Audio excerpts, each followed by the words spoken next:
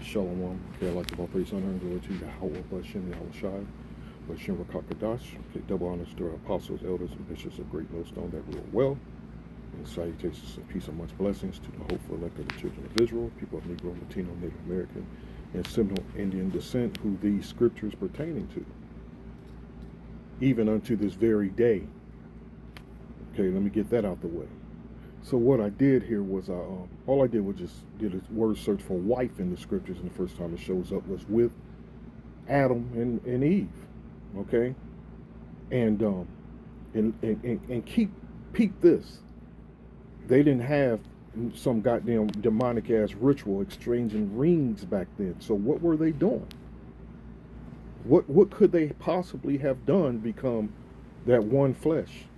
And it don't take much of a mystery or imagination to even come up with the answer. You know, IUIC. You know. So as it says here, in my flesh, therefore shall a man cleave unto his wife, shall leave his father and his mother, and shall cleave unto his wife. This is the first time the word wife was even mentioned in the scriptures. And they shall be one flesh. All right, and not and again, even back then there was amongst the people that chosen line that was separate from the other nations, because clearly when you go into 26, let me get to it real quick. I said 26. When you get to chapter 3, now the serpent. So that shows you right there. There were other people around. Okay, but that's not the point of the video. The whole point of the video is to show you that these ancient customs were always a part of our nation. You know, a part of the people. Period. Not just our nation, but even amongst the heathen nations as well. Though I have to throw this out there, though the heathen nations were partaking into all kinds of abominable actions, such as children and boys and so on, where I have a little bit of information with that as well. All right, so the heathens weren't following after the customs, you know, that the Israelites were, but to a certain extent they were. All right, so let's get back. Okay, so therefore shall a man leave his father and his mother, and shall cleave unto his wife, and they shall be one flesh. But I haven't done this yet until now. Just going into, I was thinking it was going to be that one flesh was going to be one word, but and they shall be one. Let's hit that one. You know, let's hit one. You already know what it means. Okay, one, each and every, a certain. Okay, and indefinite article. Only, once for all, one another, the one, the other, one after another, one by one, first. Okay.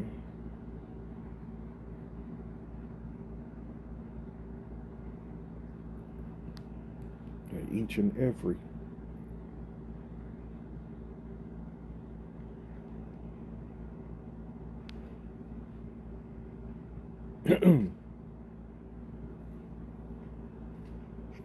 So let's do this.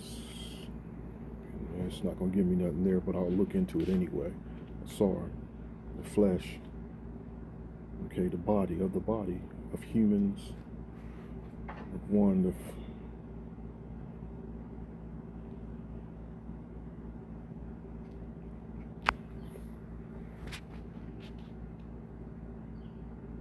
male organ of generation.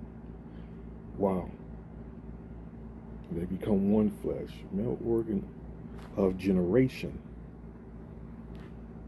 And that's euphemism. Let's hit that. See what gives us here. Okay, a mild or indirect word or expression for one considered to be too harsh or blunt when referring to something unpleasant or embarrassing.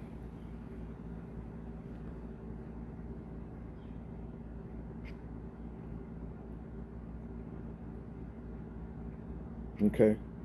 All right. So they were both naked, the man and his wife, and were not ashamed.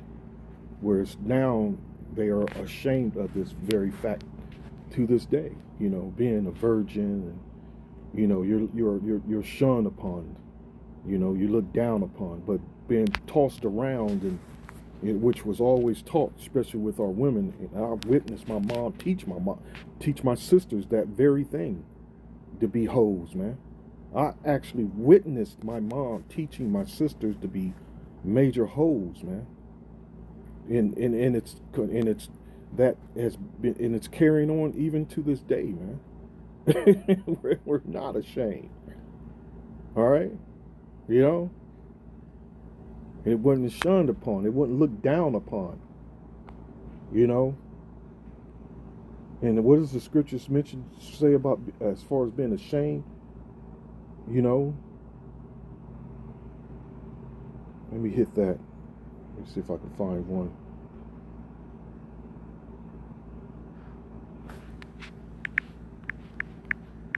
You know, just imagine how Yahushua is going to look at these emotional ass idiots, man. You know, that should have pushed the gospel the way it should have been pushed in truth. And in the ancient world, you know, it's just how it's done. I don't, even to this day, I don't, you know, my daughters, when they, and I have two of them with or possibly three, my daughters when they were young, man, if I knew a man of the Lord, an upright man, it would have been a pleasure to have given my daughters to them, man. At that young age, which, and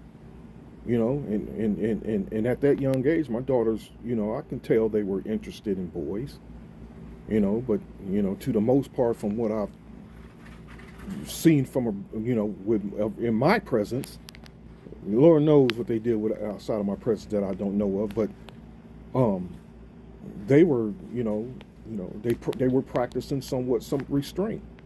You know, that's from having their father in their lives, man. But again, things change once they get out in the world. You know, you know, and even to this day, my daughters would admit, and even to this day, they don't, they're not out there like that. From what I see, they're not bringing multiple men around. They know how I feel about that. You know, but they still express to this day their fear they have toward me there, and they how much they you know my thinking and my thoughts toward them, how much it still matters to this day. You know, and again, I'm sure they've gone off and fell off, but as long as they still acknowledging that, there has to be something in their conscience that's having them question their actions. That's, Lord willing. So again, and let me get to the precept. The main precept the one that I had in mind, that I was looking for as far as being ashamed.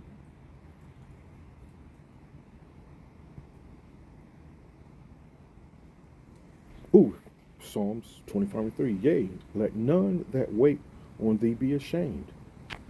You know, let them be ashamed who transgress without cause. And and teaching something opposite of the scriptures, man, is a form of transgression. You know, Oh, come on, where I'm at, this got me going. Got this Wi-Fi and internet going slow. I might have to turn the Wi-Fi off again. Clearly, it's always that. Let me just turn it on. Let me just not beat around the bush. Okay, transgression. And I'm gonna get to my point right after this here. It's just what I do. And I'm never in a hurry to get done. You know, and as long as however the spirit allows it to go, I'm fine with that, without doubt, without question, without remorse. You know what I'm saying? And that's how all the brothers feel, man. Even if I'm short on time, it's really never a concern. Time, hell with the rest of the world, man. That's how I look at it. Fuck the rest of the world and with how they feel. Anyway, okay, transgressions here. To act treacherously, deceitfully. You know, they pushing that you got to get paperwork. That's IUIC that's pushing that man. And I'm pretty sure ISUPK is doing the same thing. The way they approach these shameless dogs, man, and as if they're going to bring them in the truth. They're all about that, bringing women in just so they can increase in that money, man. The tights, just like their daddy Esau. You know, you are of your father the devil, and the lust of your father you will do. They all doing the same thing Esau does. Okay, so again, transgressions. There you go, deceitfully, to deal treacherously, to act or deal treacherously, faithlessly, deceitfully, and offend. And they offend. They're the ones that's offending in this word. You know, straight up offensive. They're offensive in their teachings. You know, and in their scoffing. So let's go back to my point.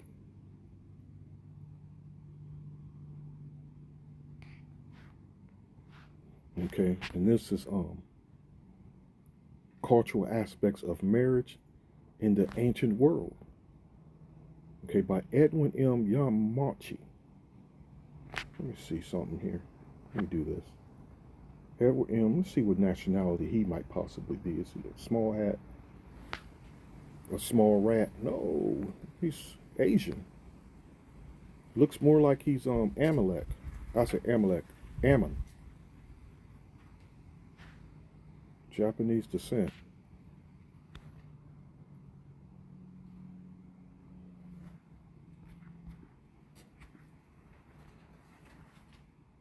Born in 1937 in Hilo, Hawaii, is a Japanese. Okay, there you go.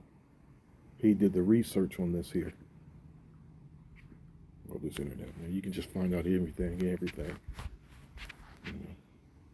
But even the devil will tell the truth here and there. You know, if he does, it's for he has a an agenda behind it, a sinister. He still has a sinister agenda behind it. But at the same time, this devil is telling the truth. He's in everything he does. He's not hiding anything. This devil's not coming forward and saying that um, he's not gangsaying anything that we pushing out in the scriptures as in all reality. You know, he's just using the rest of the world to come up against it. You know, this devil's not. He's not. You know, he's not saying that he's not going to bring in the prophecies as far as the mark of the beast is concerned. It's just niggas that's doing that. Oh, that can't be it. You know, think about it. You know, this devil creates uh, the. Uh, uh, he created this society for where you can do. The people do pretty much doing it on their own. This devil's sitting back and he's thinking he can say to the Most High, "Look at your people, man." You know, where he created this. He created the state of mind, the way people thinks, and the bullshit education system where his education is really more like indoctrinating the people's minds.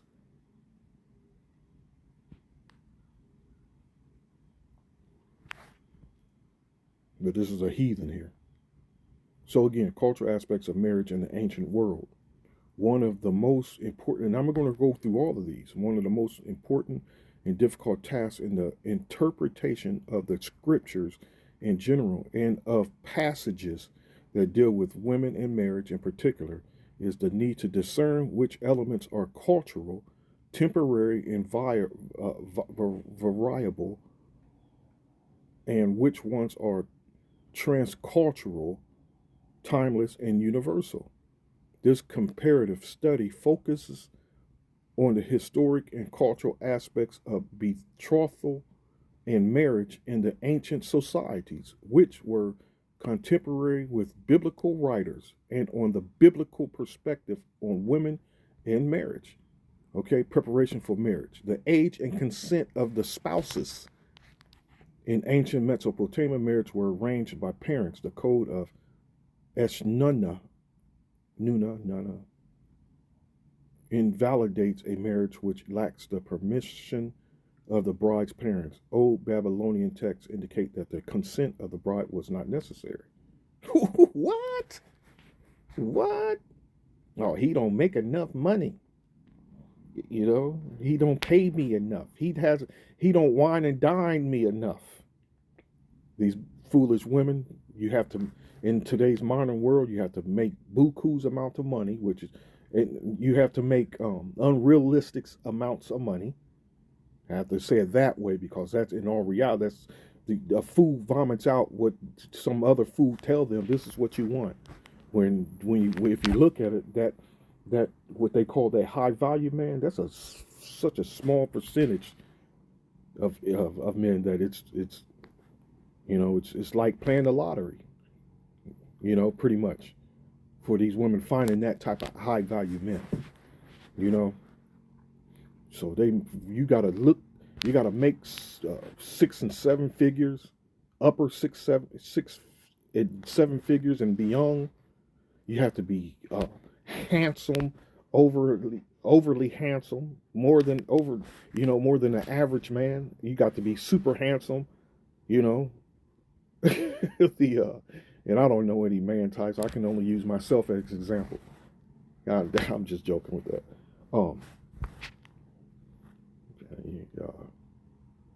I go back and get some early 2000 photos of me when I was 245, 250, heavily muscled, just cut up, no fat, just buff, strong as all hell.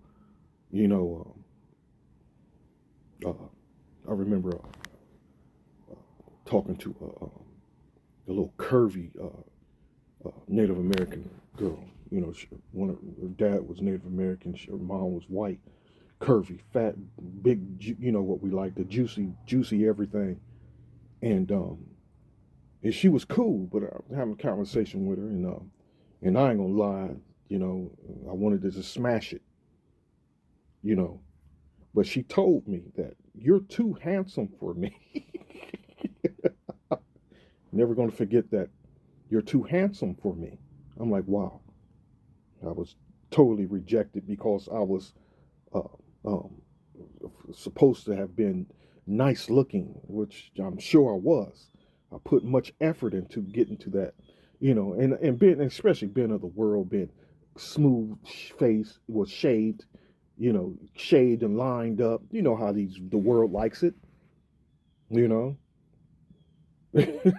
But she straight up told me, "You're too handsome for me." I'm like, "No," I'm saying in my mind, "Oh no, I'm not."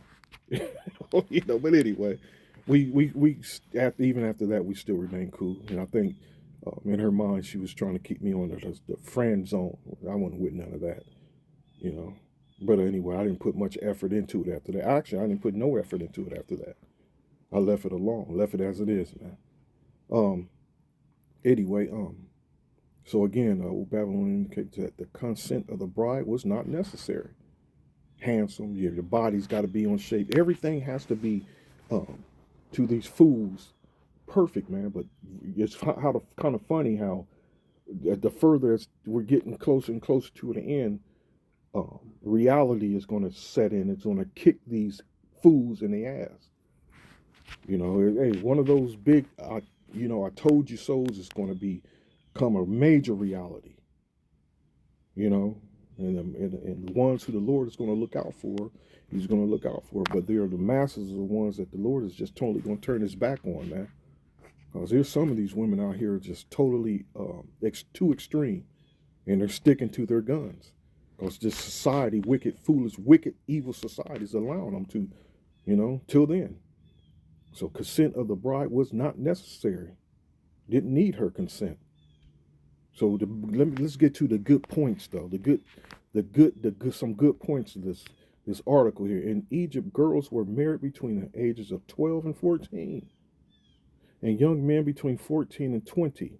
Judging from many Egyptian love songs, romantic love played an important role in the choice of life mates legally. However, the bride's father was the one who drew up the contract with the groom.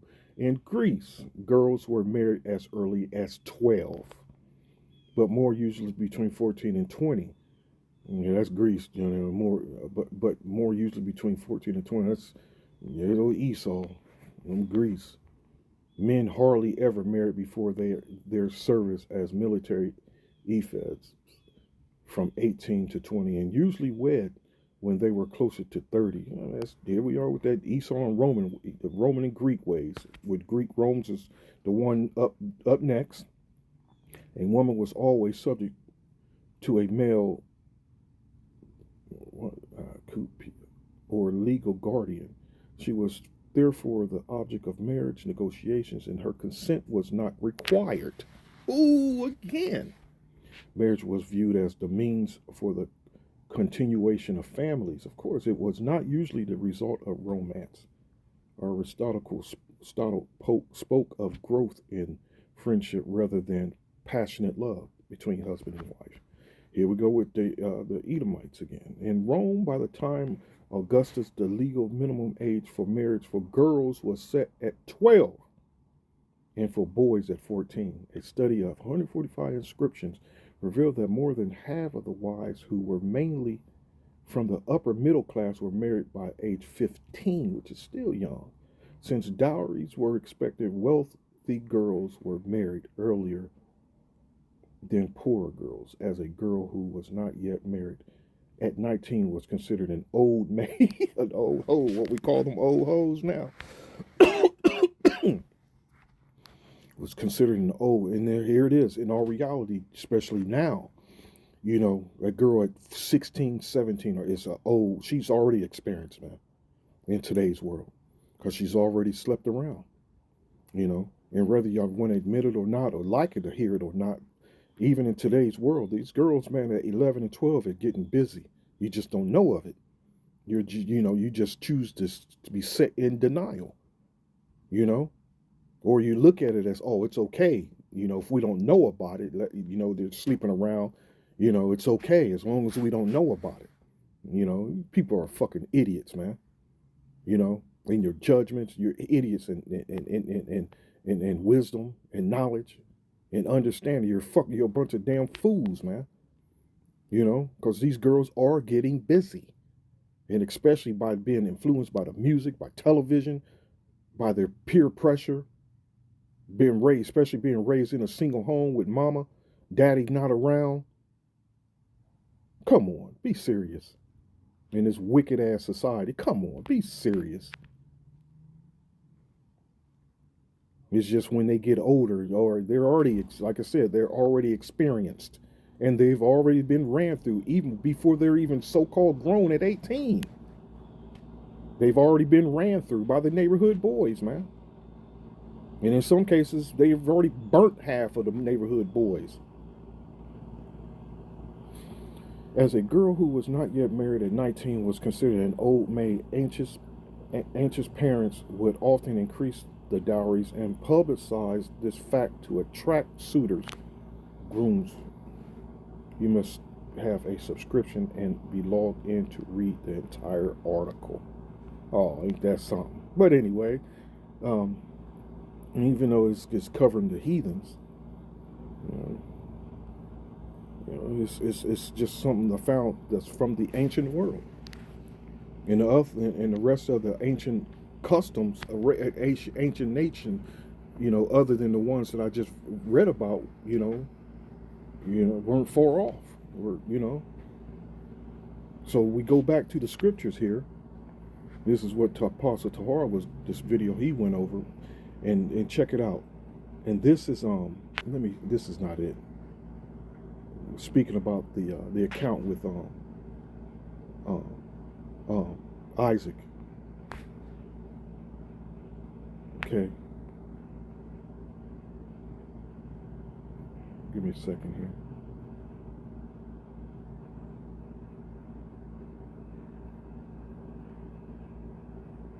Let me do this. Lock it.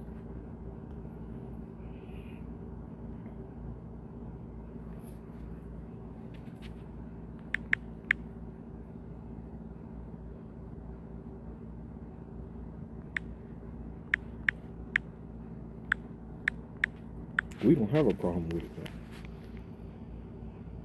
And it's coming back in a major way. Order, man. Order. It's coming back in a major way. And I found this interesting. So clearly it must have been the customs of the Israelites, people of Negro, Latino, Native American, Seminole descent. Apparently it was our customs. Because what do we say? And what's mentioned in the scriptures, how we're going to serve the gods of who? Abraham, Isaac, and Jacob. Abraham, Isaac, and Jacob, right? So let's check this out. Genesis 24:66, and the servant told Isaac all things that he had done, and Isaac brought her into his mother Sarah's tent and took Rebekah. And we already went into the word took, but I'll revisit it in the next one, in the next chapter. Hold on. And took Rebekah and she became his wife. They had sex. He popped her, and he loved her. She must have been fresh, you know. Her body must have been on point. You know, she must have bathed in oils, you know, and she would have to have been a virgin. No other man had touched her, you see. And Isaac was comforted after his mother's death. And today you meet these girls, hell, you're traumatized with the thoughts of who else has she laid with? You know? You have to be, you're stressed from days on being with these hoes. You know, you out with her. You may have gone through the goddamn foul ritual, demonic ass ritual, and in marriage, you're popping her on a regular basis, or as often as she allows you to. You out in public, you might run into a few of her other exes, or you may not be aware, but she's aware of, and they snicker at each other. They look at each other. They say hi to each other. Oh, he's just somebody I went to school with. Oh, he's just someone I grew up with. Oh, he's just an old friend. Just someone I know. You know, this is the shit we have to put up with. So he took Rebekah. Next chapter. Look how the next chapter begins. Then again, look how it begins. Then again, Abraham took a wife, and her name was Keturah. Wow. And she bare him Zimran and Zokshan and Medan and Median and Ishbak and Shua. Wow. Isn't that something how it just jumps off Genesis 25:1. Then again, Abraham took a wife.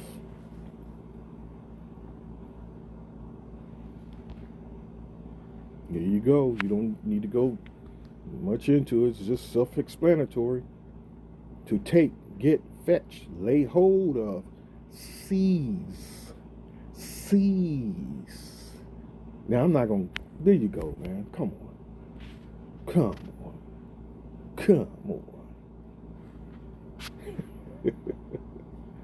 This is also something else.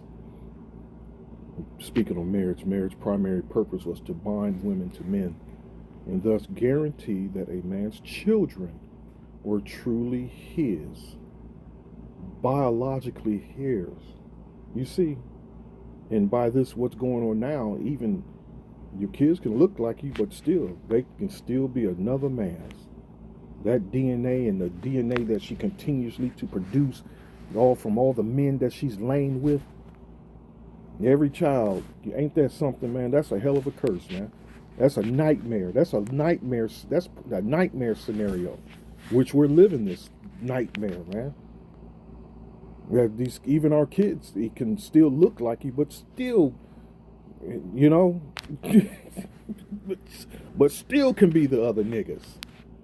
I have to say niggas. A nigga is an adulterer, man. A nigga will continue to be an adulterer. This is a hell of a nightmare we live in. You know, and don't need to bring up all the accounts, which are in the millions, of women and men going to court and having a DNA test, and the kids aren't the fathers, man. Mama's baby, papa's maybe. That's what you call wickedness. That's wickedness. You know, that's what you call evil, wickedness. And that's why the scripture says to kill the adulterer and the adulteress. For what? To rid evil out of Israel. You know? Hold on.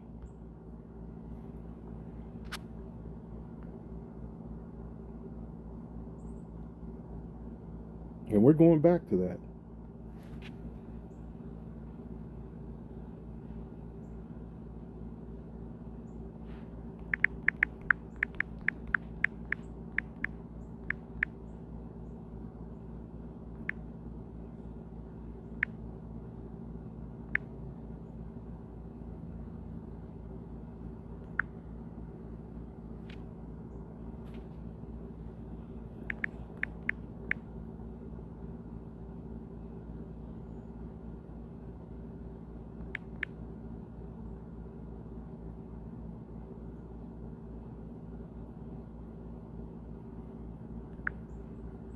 My English is getting stuck on stupid all of a sudden.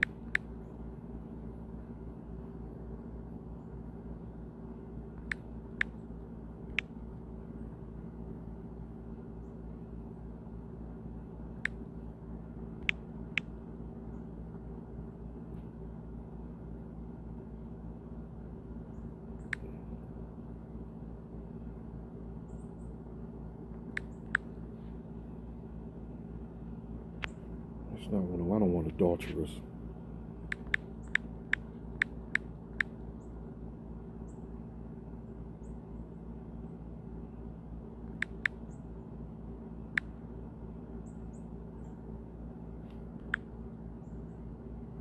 Here we go. And the man that committeth adultery with another man's wife, which is common now, even he that committeth adultery with his neighbor's wife, the adulterer and adulteress shall surely be put to death.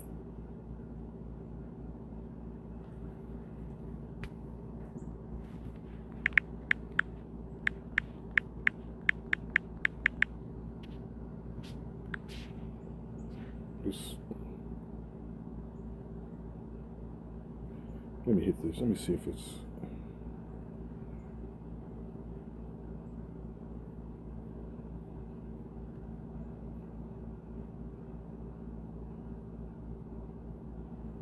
I can't find it.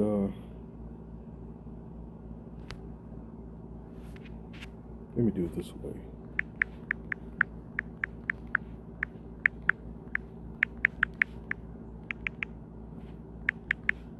Then I'll close. I didn't mean to make it this long. I didn't mean to drag it on. I'll slack it.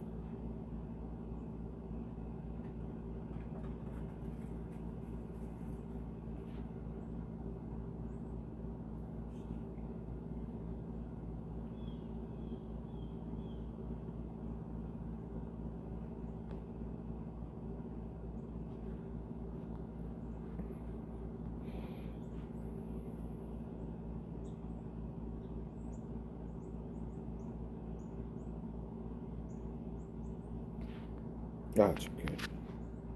Let me get back to this. Okay. Through marriage, a woman became a man's property, that's a scriptural as well. You know,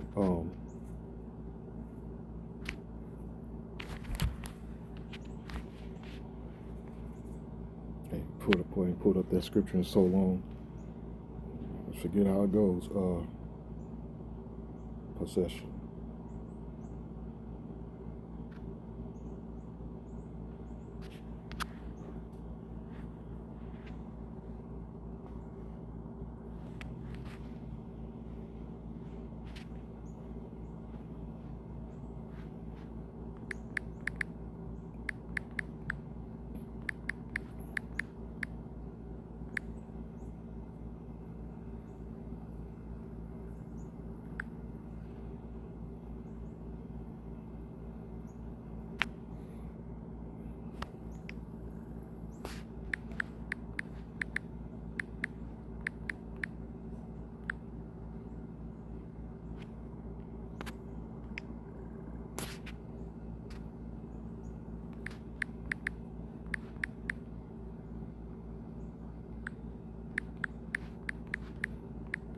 straight up struggling for real. Get it to himself.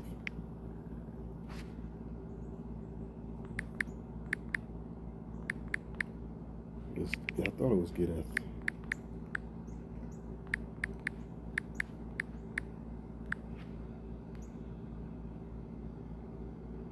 Nope.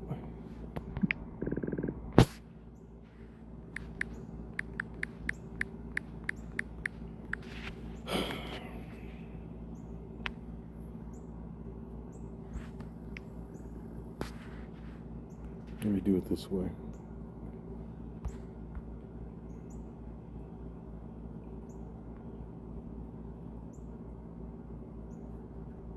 It's 26, 27, 28.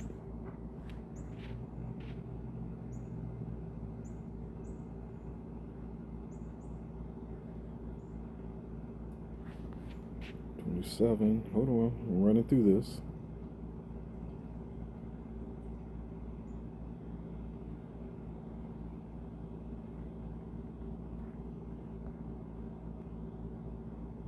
I'm running through this. It's been a minute since I got it. Since I even needed it.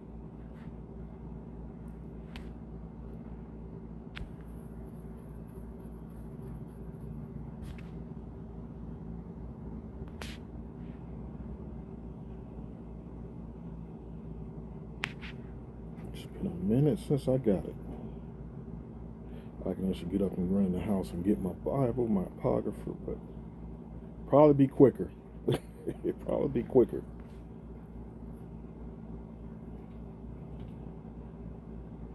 It might just be quicker.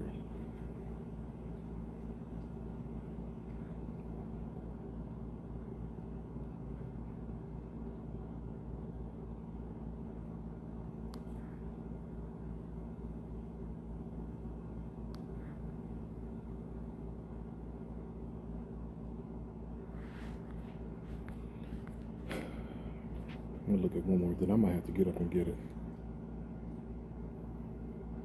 Again, slocky.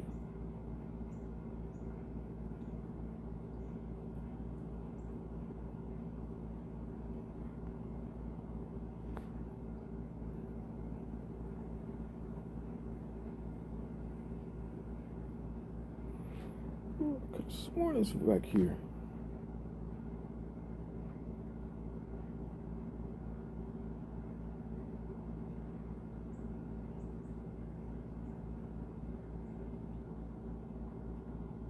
Okay. Let me run in the house and get this.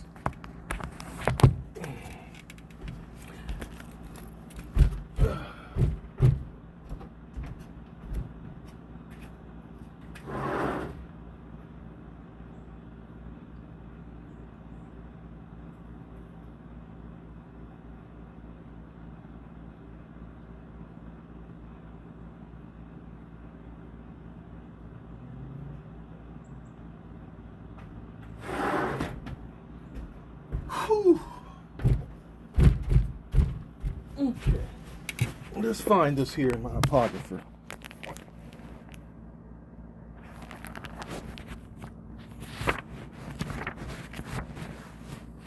Yeah, let me tell you something. This is something that's been rejected as well.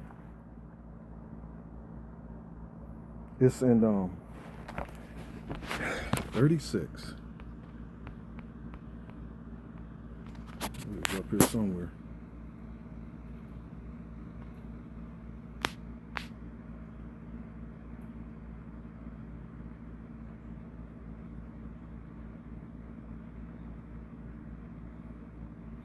There you go. Highlighted it. He that getteth a wife beginneth a possession. And I did this that actual word search, didn't I? A possession, to help like unto himself, and a pillar of rest. So let's do this. Let's do this.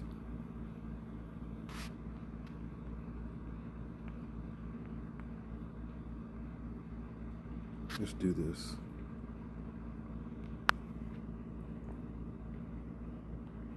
This whole world is totally anti-law order, man. And as a matter of fact, this whole world is totally anti-Messiah. It's completely against order, man.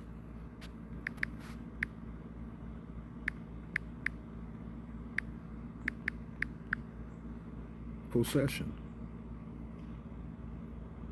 The state of having, owning, or controlling something. And these women, man, since they know it, that, you know, they don't have to listen to you. Because this world gives them much liberty for that very purpose, so they continue to destroy our families. The earth, you know, clearly signs and another clue that this world is controlled by the wicked. These women have to have a man control them, whether a father or a husband. These women has to have a man control them, man. Now, not like Esau. Esau, that's an abusive ass piece of shit. You know, he's a hypocrite, man. You know, and especially when you look at a lot of these country ass redneck devils, man, they're actually abusive as hell to their wives. Abusive. You know, they're stressful to their wives. I see it. Anyway, let's just stay to the point here. Possession, an item of property, something belonging to one. One, not multitudes and multitudes. Not multitudes and multitudes, where these women is laid down with multitudes and thinking they can dictate what they get and what they have and what they want after being used and abused. That have become what? Old hoes. Like the one said, an old maid that I read, an old maid, an old hoe. You know, the elect women that are going to be saved, man, you know, they have, you know, they understand that and they repented of that, and that's what's beautiful. But most don't. Most don't. They're just looking for the next body to stack on. So through marriage, a woman becoming man's property in the betrothal ceremony of ancient Greece, and this is where these redneck devils go off, the Edomites. A father would hand over his daughter with these words: "I pledge my daughter for the purpose of producing legitimate offspring." Look at this. Among the ancient Hebrews, and this is the modern ones, though. This is not the ancient, though the ancient ones partake, you know, they went off as well. That's why it's mentioned in the law, thou shalt not lay with mankind, as man lay with a woman. Jake's was going off back then as well. Among the ancient Hebrews, men were free to take several wives, married Greek, okay, but it switches up. So married Greeks and Romans were free to satisfy their sexual urges with concubines, which that's a lawful thing as well. Prostitutes and even teenage male lovers. Wrong, come on. And you see how they crept that in there as if it's okay, while their wives were required to stay home and tend to the household. If wives failed to produce offspring, their husbands could give them back and marry someone else. You see, so it has to be. This world is going back to the ways of order, man, and not and minus that laying with little teenage male lovers, you know, and underage girls. That's what the Amalek, who's the identity thief, is doing now, laying with underage children. Laying with their children and beast and so on and so on. So Lord knows what I'm gonna name this video, because I was all over the world, you know, as far as the video proved that it's an Israelite customs by using Isaac and Abraham. You know, how they took, you know, young girls, man, not no old hoes. It was just the ways of the ancient world, where that's where the world is going back to. Again, the precept that just came to mind, the precept, let me see if I can find it. I think it mentions old path, and there's one in Job. I'm not sure if it's paths or path.